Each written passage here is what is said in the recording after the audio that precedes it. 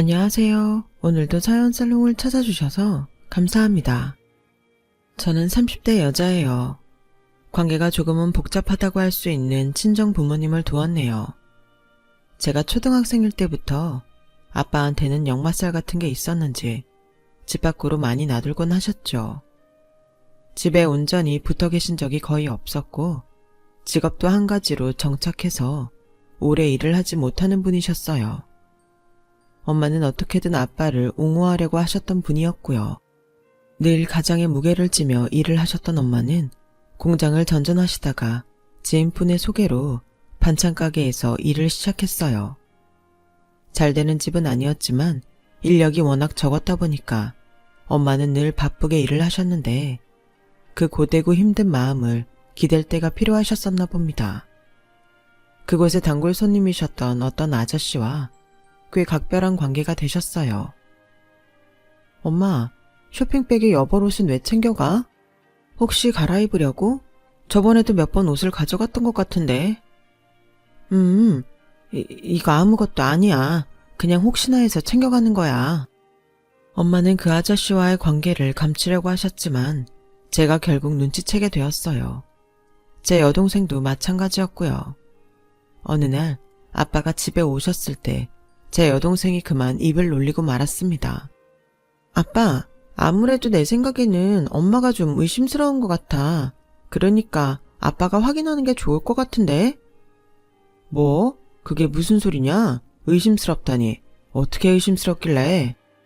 화가 나신 아빠가 당장에 엄마와 말다툼을 벌이셨고 엄마는 외롭고 힘든 마음에 친구를 새로 사귄 거라며 진실 아닌 진실을 털어놓으셨어요. 이튿날 아빠가 아예 작정하시곤 짐을 챙겨서 집을 나가셨죠. 엄청 충격적이었죠. 원래도 두문분출하시는 분이었다고는 하지만 이미 가장의 역할을 오래전에 그만두신 분이었어도 어쨌든 아빠였으니까요. 그냥 사라지는 것과 작정하고 집을 아예 나가버리는 건 하늘과 땅 차이였어요. 그래서 여동생은 자기가 말실수를 괜히 했다며 울고불고 후회를 해댔었네요. 결국 저희 부모님께서는 그 일이 도화선이 되어서 이혼을 하셨어요. 저희 자매는 엄마가 그 아저씨와 본격적으로 만나실 거라고 남몰래 예상을 했었으나 의외의 결과가 나왔죠. 오히려 엄마는 그 아저씨와 완전히 정리를 하셨고 이혼의 후유증으로 많이 힘들어하셨네요. 제 마음도 복잡했었는지 저는 수능을 완전히 망쳤어요. 욕심 같아서는 재수를 하고 싶었으나 상황상 대학 진학을 포기하였죠. 전문대를 나올 바엔 차라리 하루빨리 돈을 벌고 싶었던 것 같아요. 원래는 공장 쪽으로 일을 알아봤었는데 신기하게도 어쩌다 보니까 제가 어느새 제가 제빵을 배우고 있었어요. 각종 자격증도 따면서 저는 제가 제빵에 진심이 되어 있었죠. 여동생은 무난한 4년제 대학에 들어갔지만 이런 곳의 특성이 뭔지 아세요? 대학 간판은 보통이면서 등록금은 콧대 높다는 거예요. 제가 버는 돈은 족족 여동생에게 갔어요. 차라리 벼룩의 간을 빼먹으라는 말이 절로 나왔었네요. 여동생은 저한테 미안해서 대학생이 되었음에도 옷 한 벌, 가방 한 개를 사지 않았어요. 이런 저희를 보면서 엄마는 결단하셨죠. 언제까지 남의 돈이나 벌어주면서 지낼 순 없겠구나.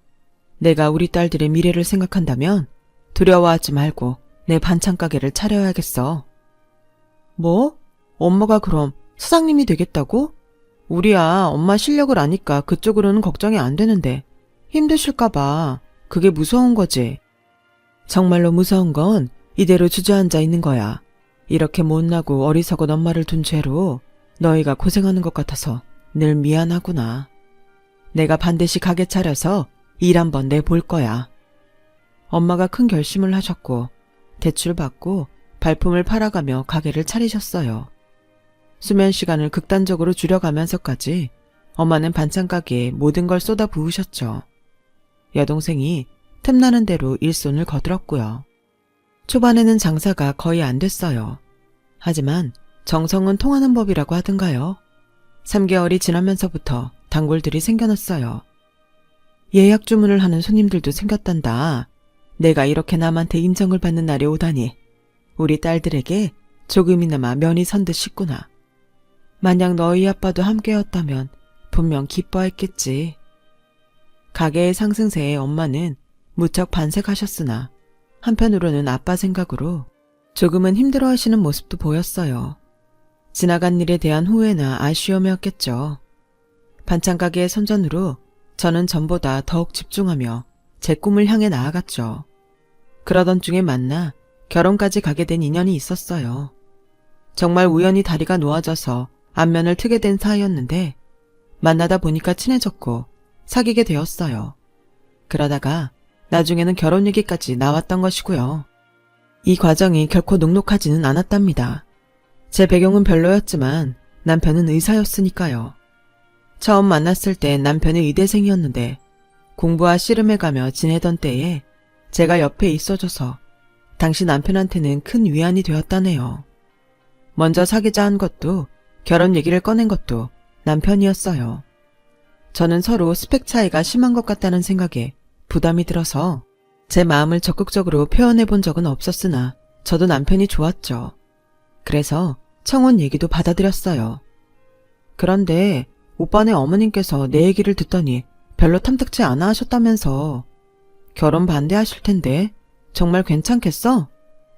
우리 엄마는 내 말이라면 꿈뻑 죽는 사람이야. 걱정하지 마.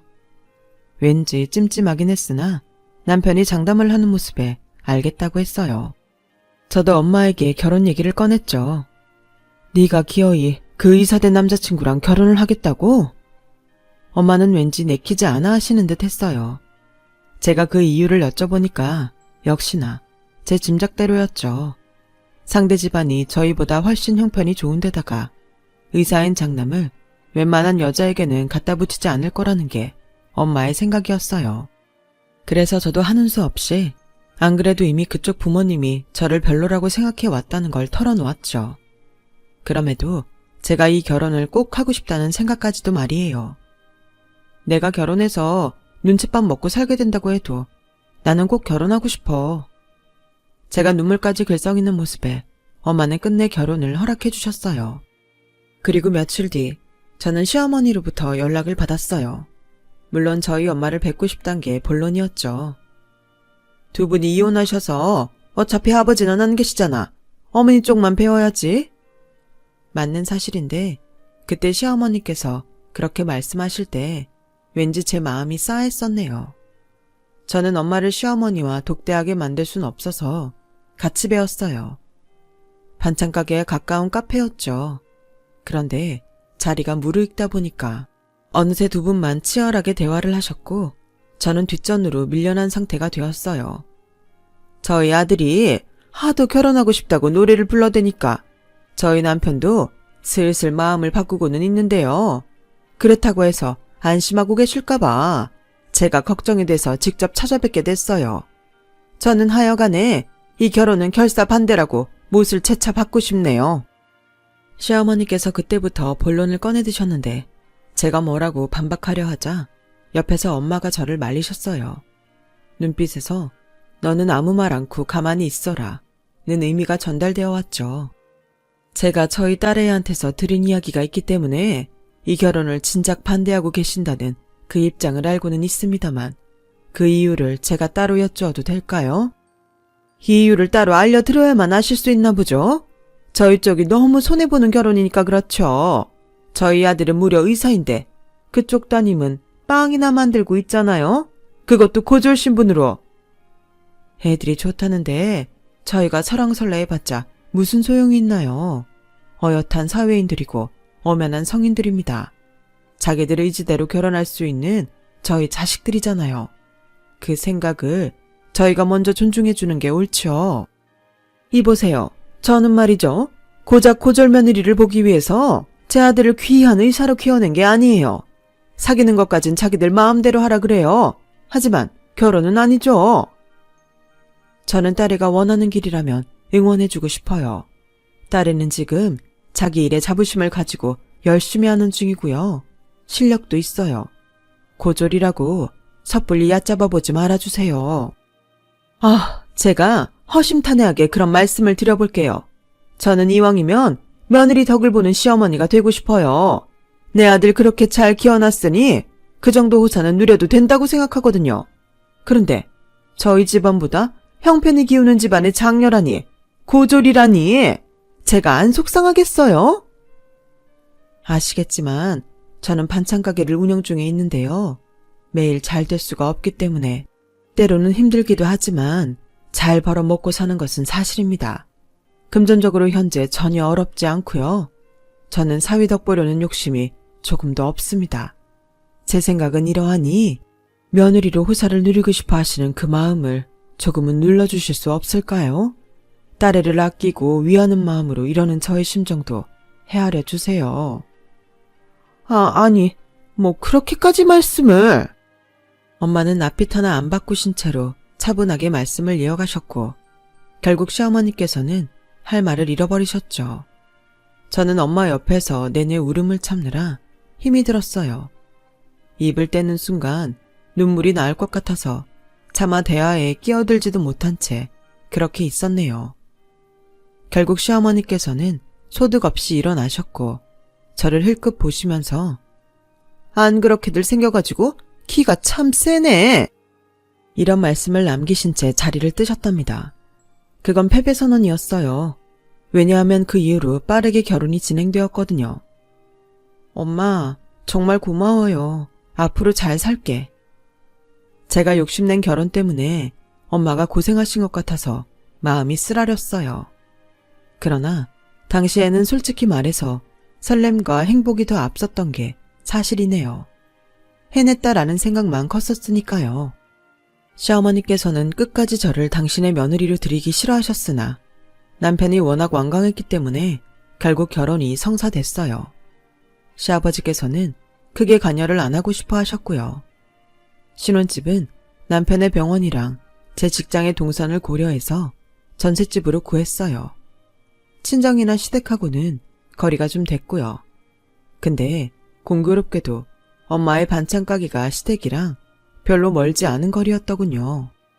저는 결혼하고 난 뒤에 직장에서 더욱 바빠졌으나 집안일엔 소홀하지 않았어요. 작업장을 청결하게 하는 습관을 들여서 그런지 바쁘고 피곤한 와중에도 늘 신혼집을 깨끗하게 관리하였어요. 부엌이며 화장실까지 싹 다 물때 하나 끼는 법이 없었죠. 반면에 남편은 워낙 병원 일로 바쁜 사람이었고 집에서는 오롯이 피로를 푸는 것에만 집중하였으므로 집안일에는 일체 손 하나 까딱 안 했고요. 잠만 잘 자고 밥만 잘 먹으면 됐었죠. 어쨌든 저희끼리 잘 살고 있으니까 저는 그걸로 다 된 줄 알았어요. 하지만 시어머니라는 존재가 있었죠. 도대체 저녁 식사 시간을 못 맞춘다는 게 말이나 되니? 어머님, 제가 근무 시간이 현재 고정이 아니라서요. 그리고 내일 같은 경우에는 새벽 일찍 출근을 해야 해서 오늘은 저녁 8시 전에 잘 예정이에요. 얘가 지난번에도 그 핑계 대더니 오늘도 똑같은 소리를 하는구나. 잠깐, 그러면 너는 내 아들 내팽개치고 너 하고 싶은 일 따라서 계속 그렇게 지내고 있었다는 얘기야? 새벽에도 사람 자고 있는데 막 출근 준비하고? 새벽 도중에 나갈 때는 제가 씻는 것도 정말 조심해서 조용히 씻고 출근해요. 충분히 신경 쓰고 있습니다. 말하는 소리 들어보니까 영 못 믿어온데 너 혹시 내 아들 밥도 매번 안 차려주는 거니? 냉장고에 반찬이 항상 많아요. 저희 친정 엄마께서 반찬 가게를 하시잖아요. 거기서 요즘에는 반찬 받아서 먹는지라 저희 잘 먹고 있습니다. 어쩜 반찬을 한꺼번에 장만에다가 내 아들 보고 알아서 처먹으라고 하면 다니? 이것 봐라. 내 아들이 잔반 처리반이야. 아니에요, 어머님. 오해하시는 거예요. 지금은 일주일에 1번에서 2번씩 반찬을 받아서 먹고 있어요. 종류별로 다양하고요. 저희 친정엄마가 특별히 신경 써주시는지라 정말 든든하게 잘 먹는 중이에요. 건강식이고요. 제가 구구절절 설명을 해드린 끝에야 시어머니께서는 화를 죽이셨어요. 엄마가 하도 고집을 피우셔서 반찬을 받아 먹고 있는 중이었거든요. 남편이 저희 엄마표 반찬들을 너무 좋아하는 바람에 저는 이제 안 받아 먹겠다고 엄마한테 말씀을 드릴 수도 없는 노릇이었네요. 특히나 저나 남편이나 바쁜 시기를 그때 보내고 있었는데 직접 요리할 여력이 부족했으니까요. 그 후로 시어머니께서 저한테 엄마의 반찬 가게에 대해서 물어보셨고 저는 성의껏 답변을 해드렸었죠. 그런데 이게 저의 실수였던 거예요. 몇 달 뒤였어요. 병원 동료가 선물로 건강즙을 돌렸다면서 남편이 그걸 시댁에 갖다 드리라고 저한테 시켰어요. 근데 오빠, 저번에도 두부만 챙겨드렸는데? 그래서 무슨 말을 하고 싶은 건데? 나는 그냥 우리 엄마도 있다고. 장모님께서는 반찬 만드시느라 다양한 음식을 맛보시잖아. 건강관리 어련히 알아서 하시겠지. 저는 황당한 의견에 섭섭했죠. 제 친정만 등한시되는 거 느껴왔으니까요. 결혼 후에 느낀 점은 제가 철저히 을이라는 사실이었어요. 아무 말 못하고 결국 시댁에 그 건강즙을 갖다 드리러 간 날에 제가 봐버렸던 거예요. 저희 엄마가 시댁에 계시는 모습을요. 정확히는 시댁 앞이라고 해야겠네요. 아파트 통로 밑에 두 분이 계셨고 막 도착한 저만 그 두 분을 볼 수 있는 각도였어요. 엄마가 왜 저기 계신가 의문이었고 바로 인사를 드리려 했는데 자, 여기 3만 원이에요, 사부인. 반찬값은 잘 챙겨주신다고 그러셨던 거 아닌가요? 그래서 지금 챙겨드리고 있잖아요. 거의 한 달이었으니 3만 원 드리면 적당할 것 같아서요. 제가 지급, 계산, 뭐 이런 것 아주 정확하게 하는 사람입니다. 앞으로 혹시 계속 부탁드려도 될까요? 음식 솜씨는 뭐 그럭저럭 쓸만하신 것 같네요. 도대체 이게 무슨 상황인가 싶었어요. 저희 엄마는 3만 원을 억지로 받아든 채 고개를 떨구고 계셨고 그 앞에 선 시어머니께서는 당당하게 팔짱을 끼신 상태였죠. 한 달 3만 원이요? 그럼 하루에 1,000원으로 계산을 하신 건가요? 제가 하루치 반찬으로 못해도 3팩씩은 넣어드렸는데요. 판매가를 모르시진 않을 거라고 생각해요. 어머, 사부인, 융통성 없게 왜 이러세요? 어차피 가게에 늘 있는 반찬들이잖아요. 제가 어떻게 보면 처리하는 걸 도와드리는 셈인 거죠. 하지만 사돈 사이에 무상으로 이런저런 거 오가는 게 보기 좋을 것 같지는 않아서 제가 3만 원 챙겨드린 거고요. 그제야 상황 정리가 되었어요. 시어머니는 저희 엄마에게 매일 반찬을 요구하셨고 그 대가로 꼴랑 한 달 3만 원을 지불하신 거였죠. 그때 제 시야에 들어온 것은 제가 손에 쥐고 있었던 건강즙 쇼핑백이었어요. 남편의 심부름으로 시댁에 전달될 건강즙을 보는데 갑자기 제 마음이 차갑게 식더군요. 이게 다 뭐하는 짓인가 싶었어요. 이렇게까지 해서 영위해야 할 결혼 생활인가? 그만큼 남편을 사랑하나? 질문에 답을 할 자신이 없더군요. 미칠 것 같았어요. 착잡하게 있던 제 귀에 엄마의 목소리가 다시 들려왔죠. 저한테 퇴근하는 길에 매일 여기 들러서 반찬을 주고 가라 하셨죠. 반찬 종류는 다양하게 부탁한다 하셨고요. 한 달 동안 오만 신경 써가면서 발에 땀나게 움직인 대가가 3만 원. 솔직히 지금 심경이 좀 복잡합니다. 엄마의 말에 제 억장이 무너져 내렸어요. 이런 일들이 있었다니.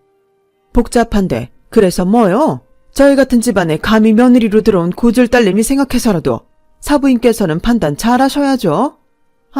그건 그렇고 어제 계란말이는 좀 퍽퍽하더라. 시어머니 깔깔 웃는 소리가 귀에 들려온 순간 저는 싸늘하게 식어버린 가슴으로 모습을 드러냈어요. 작작하시죠, 어머님? 너무 추하시네요. 깜짝이야. 네가 지금 여기 왜 있어? 사부인께서 이거 일부러 의도한 상황이죠? 참나, 얄팍한 수 쓰기는. 어머님, 개소리 마세요. 저는 여기 오고 나서야 엄마가 계시는 걸 알았는데요. 반찬 이야기도 지금 처음 안 거고요. 제 등장에 깜짝 놀라셨던 엄마는 이어진 제 언행에 더욱 기겁하셨죠. 하지만 시어머니보단 안 놀라신 것 같았어요. 저를 보는 시어머니의 안색이 금세 파리해졌으니까요. 너, 니까지게? 나한테 어디 건방지게 말을 그따위로 해대? 머리에 든 것 없고 능력 없는 고졸 주제에 내 잘난 의사 아들 채가니까 아주 기세가 등등한가 보지? 내가 너 이럴 줄 알았지.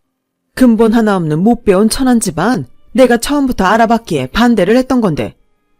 그러게요. 반대를 좀 더 열심히 해주시지. 어머님의 노력이 부족했기 때문에 결국 결혼까지 왔던 거잖아요. 따지고 보면 어머님의 탓이 크네요. 너 아주 미쳤구나. 앞으로 내가 시집살이로 목이 졸려봐야 정신을 차리겠니?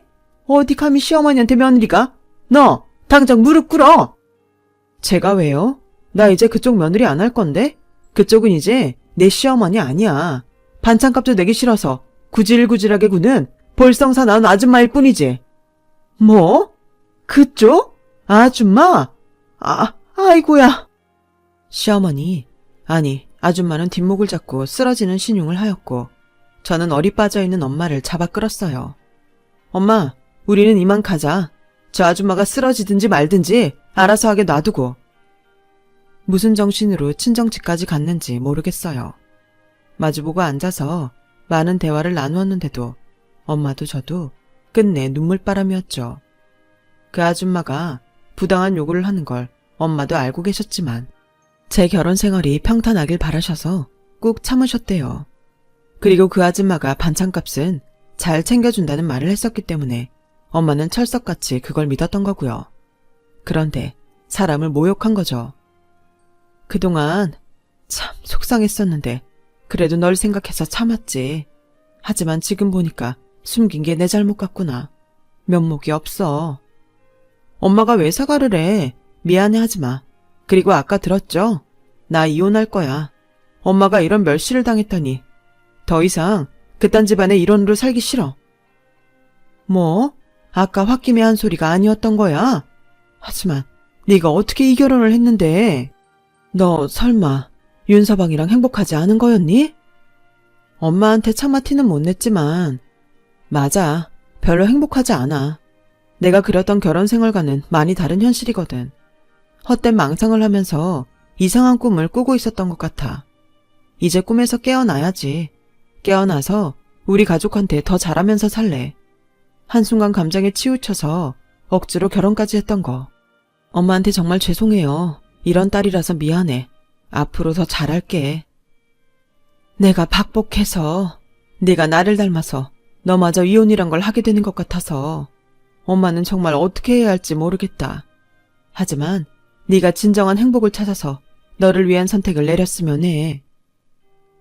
그간 소가리를 해오신 엄마한테 이루 말할 수 없을 정도로 죄스러웠어요.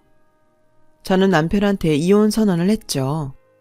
너 정말 웃긴다. 네가 뭔데 나한테 먼저 이혼을 하자고 그러는 거야? 그런 말은 해도 내가 하는 거야. 오빠는 역시 나를 자기 비위 맞춰주는 편한 사람 정도로만 보고 있었나 보네.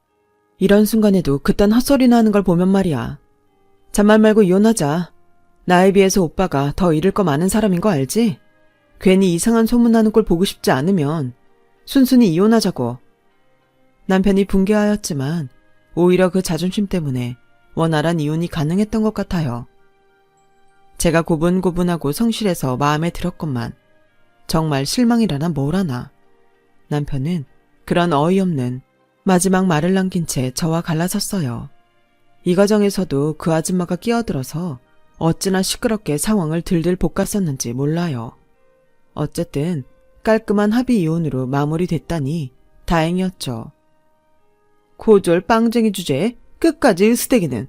변변찮은 빽 하나 없고 집안도 볼품없는데 고고한 척은 더럽게 잘하네. 내 앞길이 얼마나 볼품없을지 내가 기대해주마. 그 아줌마는 악독한 성정에 걸맞게 저한테 화려한 마지막 멘트를 남겨주었죠. 저는 못 들은 척 무시했어요. 완전히 남남이 된 마당에 기대하기는 뭘 기대해요. 어이없었죠. 하지만 저에게도 일련의 상황들을 겪은 건 정말 큰 타격이었고 마음을 추슬러야 했어요. 엄마도 마찬가지였고요. 바로 그때 아주 놀라운 일이 벌어졌답니다.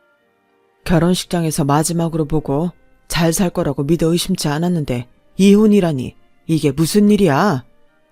제 소식을 접한 아빠가 오신 건데요. 그냥 오신 게 아니었어요. 저희 가족 곁으로 완전히 돌아오실 요량이셨거든요. 심신이 지쳐 있었던 엄마는 반찬가게 운영에도 벅참을 느끼셨고 그 모습을 지켜보던 여동생이 몰래 아빠한테 연락해서 그걸 다 말했던 거예요. 그래서 아빠는 여동생을 통해 상황 보고를 받고 계셨는데 그러던 중에 제가 이혼을 한다는 소식을 들으셨고 엄마까지 얽혀서 사돈 집안하고 대판 싸웠다는 것도 아셨어요. 예나 지금이나 입이 가벼운 여동생 덕분에 저희 가족은 다시 하나가 되었네요. 참 아이러니하죠. 아빠는 엄마와 다시 대화를 시작하셨고 두 분은 금세 재결합을 원하게 되셨어요. 아빠가 돌아와서 다시 내 식구가 된 것만으로도 놀라웠는데 더한 사실은 바로 아빠가 재력가가 되어 계셨단 점이었어요. 옛날부터 범상치 않은 분이시긴 했지만 주식 투자에 귀재가 되실 거라고는 상상하지 못했네요. 지난 세월 많은 생각을 했다. 우리는 결국 가족일 수밖에 없더구나. 이 사실은 죽었다 깨어나도 바뀔 수 없는 것이었어. 앞으로는 쭉 함께 지내자. 아빠는 과거 엄마의 실수를 지난 시간으로 되었다며 완전히 용서해 주셨고 또 스스로의 지난 과오 또한 엄마에게 용서를 비셨어요. 앞으로 저희 네 식구는 모든 희노애락을 함께하기로 다짐했고요. 가장 먼저 한 일은 본격적인 엄마의 반찬 가게 확장이었어요. 요컨대 아빠의 투자였죠. 보다 공격적인 마케팅을 시도하였고 온라인 홍보와 단체 주문 시스템을 만들어서 규모를 불려나갔어요. 대학 졸업을 하고도 엄마의 일손을 도우며 지냈던 여동생은 부모님과 상의를 거친 끝에 사무 자격증을 몇 개 따서 취업에 성공했어요. 여동생이 직장 생활을 하고 싶어 했던 것을 부모님은 꿰뚫고 계셨던 거죠. 엄마의 반찬 가게를 눈부시게 성장시킨 아빠의 다음 타겟은 바로 저였답니다. 저는 빵으로만 외길 인생을 걷고 있었는데 아빠가 그 점을 활용해서 매장을 꾸리라 하셨어요. 네 빵에는 스토리가 있어. 장사를 한다면 분명 잘 될 거야. 일본으로는 목이 좋아야겠지. 나한테 맡겨둬라. 아빠는 저에게 가게를 차려주셨어요. 서울 근교에 대형 베이커리 카페요. 홍보에 큰 돈은 쓰지도 않았건만 오픈 3주차 주말에 테이블 만석을 찍었어요. 빵 나오는 타임을 바로 늘려야 했고 정직원부터 주차 알바까지 일하는 사람만 수십 명이 됐고요. 하도 정신이 없어서 장사가 어떻게 되는지도 헷갈릴 지경이었지만 분명한 건 즐겁단 사실이었어요. 해도 뜨지 않는 새벽에 나와 빵을 준비하면서 하나도 안 피곤하더라고요. 맛있게 먹는 손님들을 보면 마음이 행복했고 이렇게 멋진 공간이 제 가게라는 사실에 가슴이 벅찼어요.